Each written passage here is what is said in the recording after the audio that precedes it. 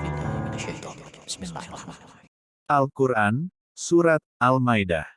Ayat 20. Tafsirnya. Dan ingatlah ketika Musa berkata kepada kaumnya, "Hai kaumku, ingatlah nikmat Allah kepadamu ketika diangkatnya padamu, maksudnya dari golonganmu, para nabi, dan dijadikannya kamu sebagai raja-raja, yang mempunyai anak buah dan pelayan serta diberinya kamu apa yang belum pernah diberikannya kepada seorang pun di antara umat manusia, seperti hidangan dari langit, manna dan salwa, terbelahnya lautan dan lain-lain."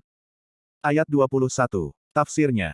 Hai kaumku, masuklah kamu ke tanah suci, yang disucikan, yang telah ditetapkan Allah bagi kamu, telah dititahkannya untuk memasukinya yaitu tanah Syam, dan janganlah kamu lari ke belakang atau berbalik surut karena takut kepada musuh, nanti kamu menjadi orang-orang yang merugi dalam usahamu.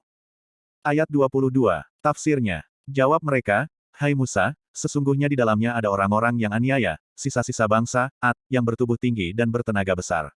Dan sesungguhnya kami tidak akan memasukinya hingga mereka keluar daripadanya. Jika mereka telah keluar daripadanya barulah kami memasukinya." Ayat 23. Tafsirnya. Berkatalah kepada mereka, dua orang laki-laki di antara orang-orang yang takut menyalahi perintah-perintah Allah bernama Yusya dan Kalib, yakni dua orang di antara para pemimpin yang dikirim Musa untuk menyelidiki orang-orang aniaya itu, dan Allah telah memberi kedua mereka itu nikmat berupa tindakan bijaksana, hingga mereka tak hendak menyingkapkan keadaan sebenarnya dari orang-orang aniaya itu selain kepada Musa, berbeda halnya dengan anggota-anggota lainnya yang menyiarkan berita itu, hingga kaum Musa pun menjadi takut karenanya. Serbulah mereka dengan melalui pintu gerbang, maksudnya pintu gerbang kota, dan janganlah takut kepada mereka karena mereka itu tinggal tubuh tanpa hati atau keberanian. Apabila kamu memasukinya, niscaya kamu akan beroleh kemenangan, hal itu mereka ucapkan karena yakin akan beroleh pertolongan Allah dan bahwa Allah pasti menepati janjinya. Dan kepada Allah lah hendaknya kamu bertawakal jika kamu betul-betul orang-orang yang beriman.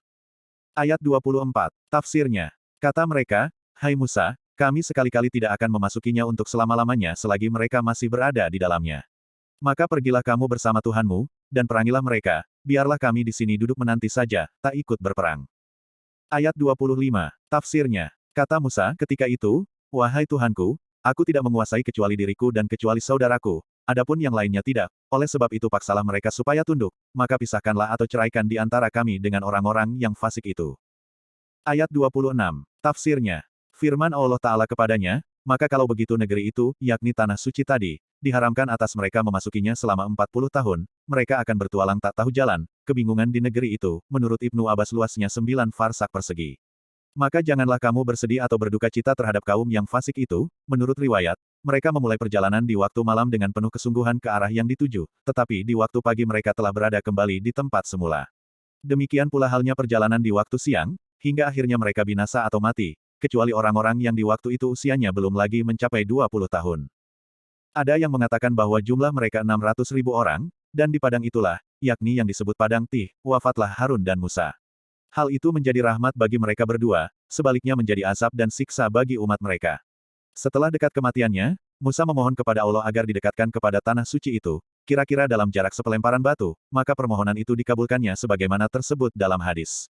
Setelah masa 40 tahun itu, Allah mengangkat Yusya menjadi nabi dan memerintahkannya untuk memerangi orang-orang aniaya tadi. Maka berangkatlah ia dengan sisa-sisa Israel dan memerangi musuh yang ketika itu ialah hari Jumat. Menurut berita, matahari terhenti selama sesaat menunggu selesai mereka berperang. Diriwayatkan oleh Ahmad dalam musnadnya sebuah hadis bahwa matahari itu tidak pernah tertahan jalannya untuk kepentingan manusia kecuali bagi Yusya, yaitu di malam-malam perjalanannya menuju Baitul Maqdis. Sadaqallahul Azim.